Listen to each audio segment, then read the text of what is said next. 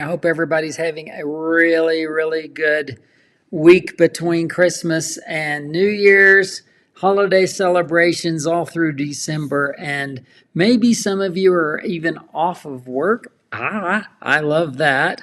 So, we're having a little visit today. I'm very, very excited to share with you today just a wonderful, wonderful experience from the Houston Quilt Show.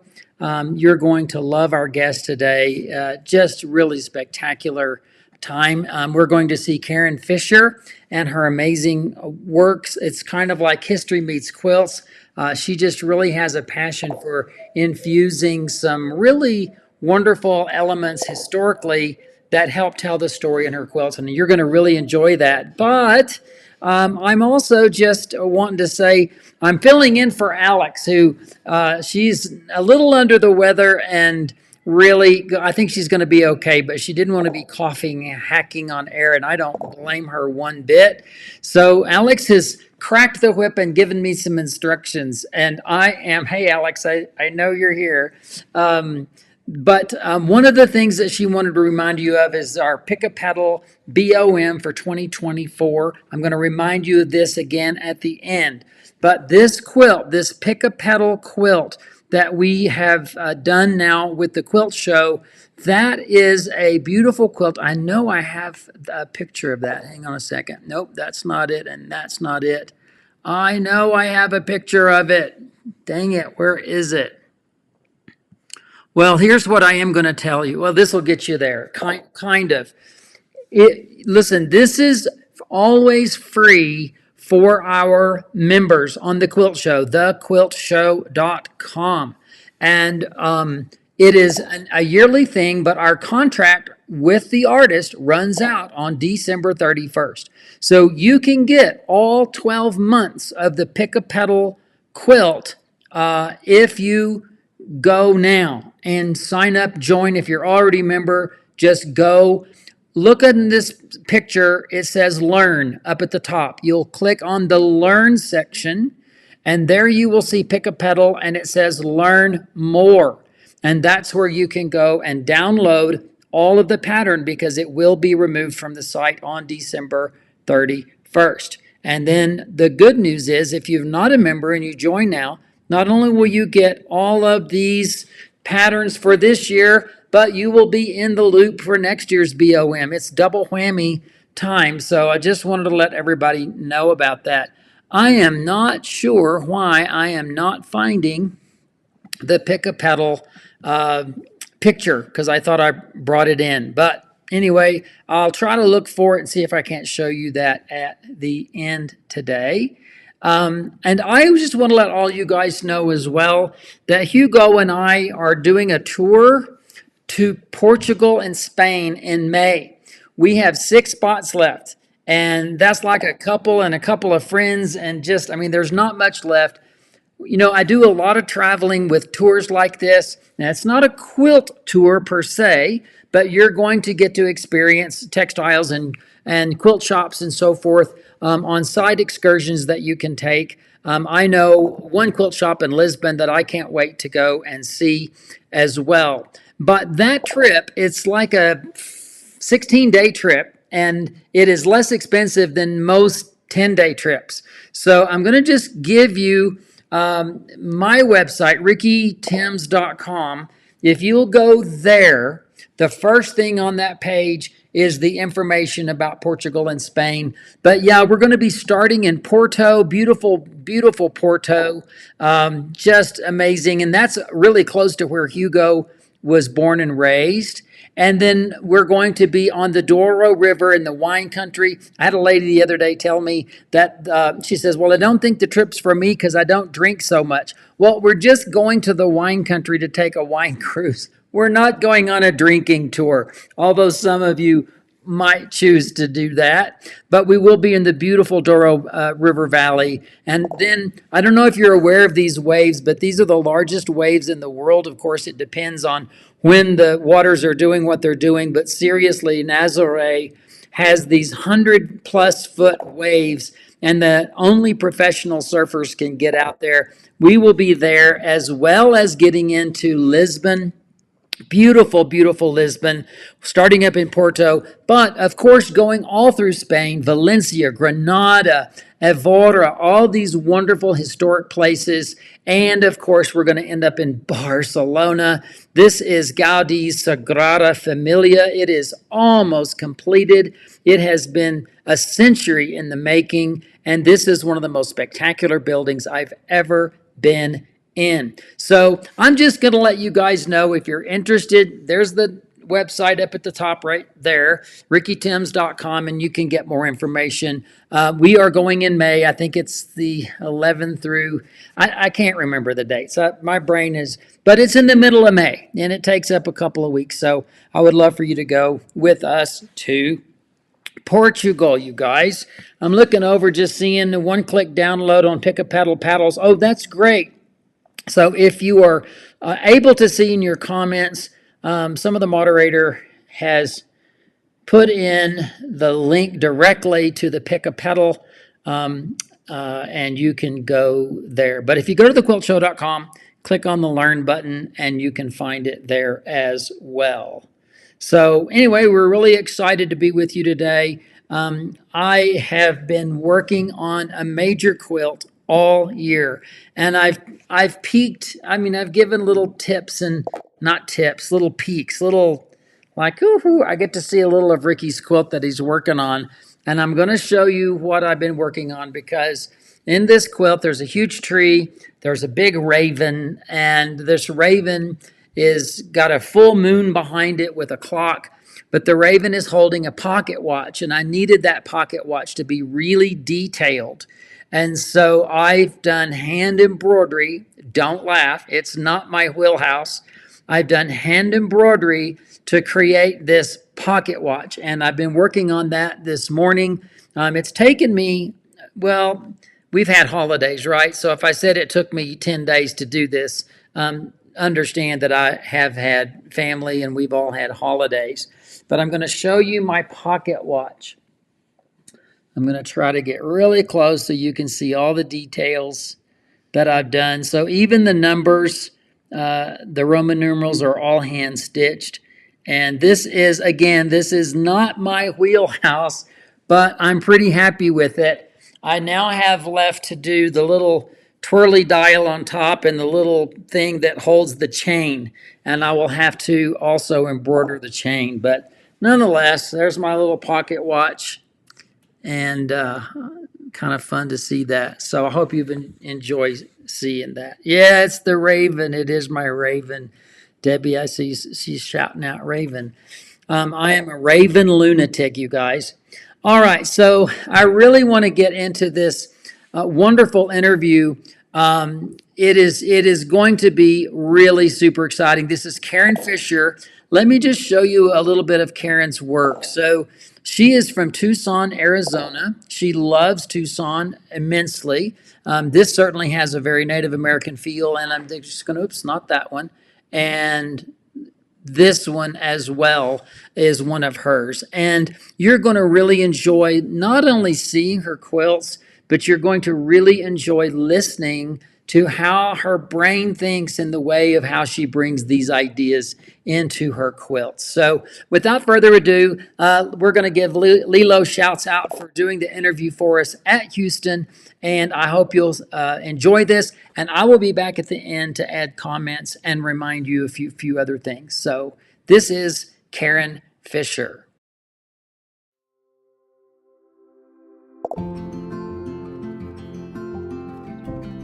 Hi everyone, we're with Karen G. Fisher here at your special exhibition, One Quilter's Journey from the Middle Ages to the Stars. So you have a wonderful story, but the story really begins in Tucson. It does begin in Tucson. I've lived in Tucson since I was 10. I sewed all my life, I made clothing, I made art from when I was very little. When my first granddaughter was born, I thought, well, aren't grandmas supposed to make baby quilts? And I made her a baby quilt, and I loved the process. Because I had sewn most of my life, worked with color and fabric, if I can fit something on a body, I can make something flat. Right. And I started. And by the time I got to the quilt that is behind us, my Tucson quilt, it was made for a statewide challenge in Arizona called 100 Years, 100 Quilts for the Arizona Centennial in 2012. And I thought, well, I'm going to let other people do the rest of the state. I'm doing Tucson. Because that's where you're from. That's where I'm from. And I did lots of research. I learned a lot about my home city. One of the coolest things that I learned is that Tucson is probably one of the oldest continuously occupied sites in North America. People going back 10,000 years. Wow. When the Spanish came, they kept the name, Tucson, which means either Black Mountain, the base of the Black Mountain. The Black Mountain is the extinct volcano in the middle of Tucson that most people don't realize is there. And then I arrived with the Air Force. So that's why the planes are here. The airplanes. The airplanes. Travelers who came to Tucson in 1857, the first stagecoach arrived with some of our first Jewish immigrants. Tucson here has a very strong Jewish community. The Chinese came here with the railroad in 1880, but then after the Chinese Exclusion Act and they couldn't work for the railroad anymore, they planted gardens, they opened restaurants, and they opened markets, and then they opened laundries. Now think of that. That's the bottom of the economic tier. You're washing other people's dirty clothes. Right. But they took it, and they stayed, and they built businesses, and they're still a strong part of the Tucson community. Down here, we have a representation of one of the mirrors that is made by the Steward Mirror Lab. They make telescope mirrors. The biggest one they've made so far is a 10-meter mirror. It's a whole different technology that they invented for these big mirrors. They're lighter in weight. They are made in a spinning oven that gives them a curved surface. So instead of a big glass blank that has to be ground into that curve, it's curved, and then it's silvered. It's not actually silver, it's aluminum. Right. And Tucson is a world center for astronomy and professional astronomers. So at the bottom here, I have the Desert Museum, which is the Arizona Sonora Desert Museum. The arts. Dendrochronology was first figured out at the University of Arizona, and they still have one of the world's largest collections of samples. And you are someone who likes learning about other subject matters. I do. So you didn't just do Tucson, you now moved into Astronomy and geology. When I went back to school in my 30s and 40s to get my fine arts degree, I had to take one semester of one science to fulfill my requirements. Right. So I took astronomy. It sounded less scary than some of the others, and I was hooked. Yeah. So then I took more astronomy. I took geology, I took meteorology. So eventually, with art education, I was qualified to teach both art and earth science. So let's go look at one of your geology quilts. All right. Yeah. Okay, the geology classes that I took, I realized that I could use a very, very traditional technique, English paper piecing, to make the crystals. Right. They are all geometric shapes that are fit together. So I played around with English paper piecing in lots of colors, and I made crystals. This piece is called geode, like a geode that you would get that's sliced open, that you see crystals inside. Yeah. And that's part of where I made a great big one with lots, like 45 different crystals. That's a wall piece that's like 9 feet tall. I decided I'd make a smaller one. I was going to say, after that, I think I'd want to go a little smaller. Yeah. So I like the white one in the middle. The white one in the middle is gypsum. If you have sheetrock in your house, you have gypsum in your house. That's what sheetrock is made out of. Oh.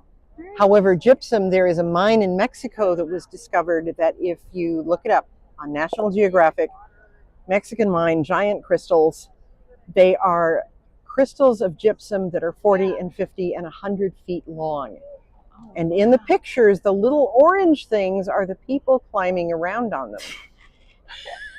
Oh, wow. And they had to close that part of the mine, reflood it. It was very dangerous because it was so hot. They had to wear, they looked like spacesuits, orange spacesuits, for working and doing the research inside the space. Yeah. But that's gypsum in the middle. Oh, very nice. which is a very boring mineral all by itself. Well, but it got center stage. It here got center stage. for you. Very nice. Okay, so now let's look at some of your gridded work. Okay, let's go back that way. So this is one of your gridded pieces, and what I found so wonderful, besides the color, the color combination, which really strikes you, it's also that you've added these buttons that are, some of them are a little bit sparkly and shiny, and others are more matte for that nice dimension. Well, all of my grids are based on mathematical progressions one way or another. I am not a mathematician unless I can see it. This particular grid I call my graduated grid. The smallest version of it starts with 1-inch squares, then 2, then 3, then 4, then 5. This one starts at 2 and goes out to 6 inches on either end. And what I discovered with this particular grid is if I kept going, I could quilt the universe. It just keeps going. Right. The biggest quilt I've made was a king size, and it was only out to 8 and 9-inch blocks. So you could just keep going. But it's exponentially that's getting larger and larger. Larger and larger. And it's because you're working on sides. You have 2 sides, so that's double. Yes. So you just keep surrounding the center with the next size. Now the buttons, I use lots of embellishing on my quilts. And all of my buttons are sewn on. I don't glue. I don't trust glue. I grew up in a dry climate. Glue fails. Right. They are all sewn on. Now in this case, I used a piece of tulle and that stabilizer that washes away to make the shape, completely covered that half circle with the buttons, and then washed away the stabilizer, folded under the edges of the tulle, so that way I was sewing on a half circle shape rather than all those buttons, because I couldn't do all those buttons in this particular case until the whole thing was assembled, and I wanted to see the size and shape that was going to be. That was what I was wondering, is did you sew the buttons on first, or they came on after you? In this case, they came on, well, the buttons always go on last. Yeah. I do all my embellishing last, after the quilting, usually even after the binding. Oh, okay. The embellishing happens last. It is almost always stitched through to the back so that it's completely stable, so that it lays flat. Now, I've had only one judge over the years ding me for that stitching showing through to the back. Right. And I'm like, well, I want those buttons nestled down into the fabric. I don't want them to stay them there, just kind of laying there on the fabric. Right, I want them to stay. I want them to look like they're really down in the fabric. Yeah, yes. Well, one of the other subject matter that you also took a really deep dive in is lends itself to the title of your exhibition, is that you went back to the Middle Ages. Yes, I did. So you've got several quilts on the other side that are really spectacular. So we're going to look at those. Okay. Okay, this one is a really interesting compilation of a variety of different symbols from different areas of the Middle Ages. So tell us about this piece. Well, I became interested in the Middle Ages actually very young. When I went back to school at the U of A, my first art history professor was a medievalist. I took 3 more classes from her and learned a lot about the Middle Ages, and I had also seen a lot of Middle Ages art as a child living in France with my Air Force family. Right. And I was fascinated with the symbolism. And early on in my quilting career, I fell in love with gold embellished fabrics, and I began buying them. Not in huge quantities, a yard, a half yard, a quarter yard, if that was all I could get, including fat quarters. And I have kept them separate from my non-metallic fabrics, but still by color. So, reds, greens, yellows, whatever, including all the neutrals. We don't think of gold embellished fabrics as coming in brown and beige, but they do. Right. This quilt has 150 plus metallic fabrics in it. Wow. So that's the reason that it just has a different look to it than non-metallic fabrics. They all have a little bit of shine, and there are a few buttons, but the very center is based on the Celtic Battersea shield, which is actually pre-Roman Britain. The very bottom is from the Sutton Hoo ship burial in southern England, which is post-Roman, pre-Christian. The outside of the big circle is from a pattern by Nora McMeeking. I took a workshop from her. She made designs based on Roman inlaid floors in Italy Yes. that were made from salvaged Roman marbles, where they took all those beautiful colored marbles from the ruins, recut, repolished, reset them into floor designs. Yeah, it does look very much like a floor pattern Yes. that you would see. And then just, this is, I think, very interesting, where you've used the fabric and it looks like stained glass yes, windows and in I learned cathedrals. how to work with those bilaterally symmetrical fabrics from Paula Of Nadelstern. course. I took 2 classes from her over the years. She even gave me her permission to teach her methods. We got to know each other a bit. Nice. And so we have, they're called mozarabic arches, the horseshoe arches, which are seen primarily in Spain, Romanesque arches, and then the Gothic at the bottom. So you're covering all the I am all the covering elements. the whole Middle Ages and all of Europe. Yes. And what you said was this is the first time this quilt has been seen out Yes. in public. So is this a new piece? This is a brand new piece. When I was invited to submit a proposal for my own work, I went home, I looked at what I had, and I thought, I need some big anchor pieces. Yes. So I did this big one. I did on the one on the other side of this wall, which has all 6 of my grids combined. Wow. And with Tucson, with this one, with the gridlock one, I made them in sections purposely.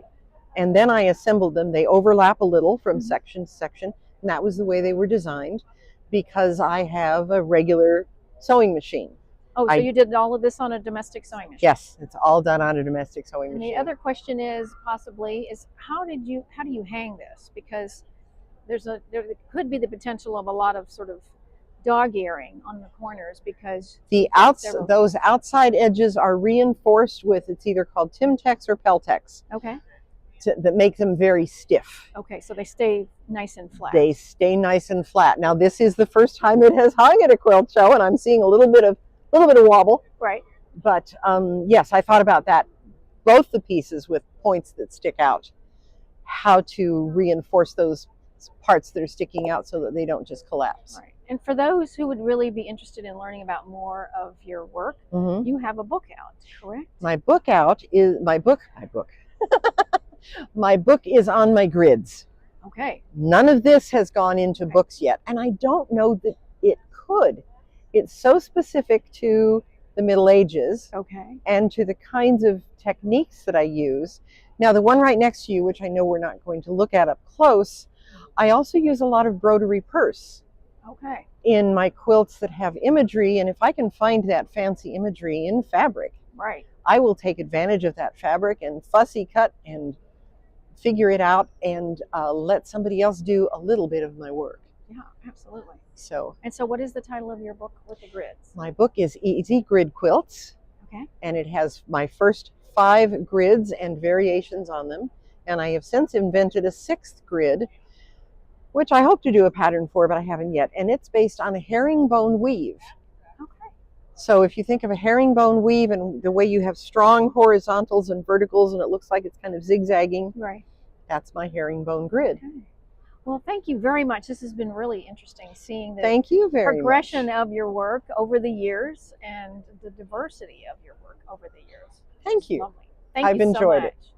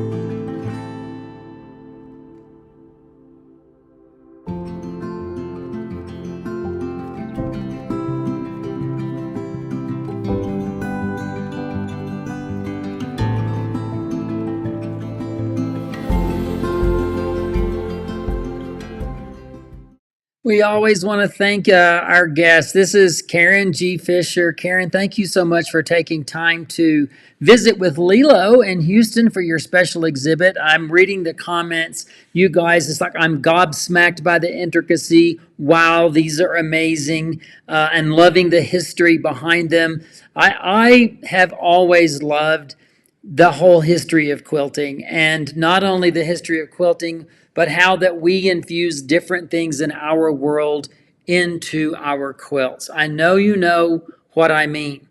When I'm teaching, I tell everybody a quilt is more than a quilt, and making a quilt is more than just making a quilt. Even if your quilt doesn't have any special significance and like metaphorical, imagery and words and esoteric thoughts, you are infusing your life into that quilt. And when you see that quilt, you'll remember, oh, this was when my grandkid was born, or oh, this is right when we got back from our trip to France and I used these special fabrics that I got there. Your life is entwined in those quilts. And I just think the memories and the meaning and all of that that goes into our quilts is one of the things that makes them so very special. Now, you guys, I want to remind you two things I talked about up at the front. Number one, go to rickytims.com, and on rickytims.com you are going to find the link right there on the main page to our upcoming trip to Portugal and Spain with Hugo. We are going to have a great time. You guys, do you know that this is not just bucket list? It is one of the premier destinations, and the cost effectiveness of the trip to Portugal and Spain is so wonderful. Now is the time to go. It is a huge destination. Of course, Hugo's Portuguese, so you're going to get to rub shoulders with him. Hugo's brother, Fabio, who you're going to love, he is also going to be on the trip. So we've got two Portuguese, and then, of course, the tour guide that's going to give us all the history lessons and everything that goes with it. So I know that many of you would be interested. Please do just go and check out the information. You can click through on my website. Just click through and you can get even more details and pricing and all of that on there. But it is an extremely cost-effective trip. And then I also want to remind you that the Pick a Pedal, which has been the 2024 TQS, the Quilt Show Block of the Month, that goes away on January 1. So December 31st is the last day. If you are a member, this is free to you. And if you are not a member and you can join now, you can go download all 12 months of instructions and pattern, all of that, and you'll be a member for next year. And our 2025 BOM is Laurel Ridge, which you see on the top of this page. You would also be able to have access to that. So right now is the time to get 2 for 1. It is a super good time of the year to get involved with the Quilt Show. If you're not familiar, we are an online streaming television show for quilters. My co-host, Alex. Hey, Alex, I'm sorry you're feeling bad today. And I've been doing this since 2007. Right now, like Netflix for quilters, we have over 425 shows ready for you to watch right now from all over the years, professionally done, and you get to be a part of our community. So it's really interactive and fun. I'm wishing you all the very best for the days ahead. I hope that you will have a safe and fun New Year's Eve. Maybe you'll get a kiss. Wouldn't that be nice? And maybe you will be with us in our 2025. I am ready to turn the page and start a new chapter. You guys are wonderful. I'm so grateful that you're part of my quilting, my creative family, and I look forward to seeing you in the year 2025. So saying goodbye to all of you guys. Thanks for spending time with me today. It's been really, really fun. Take care.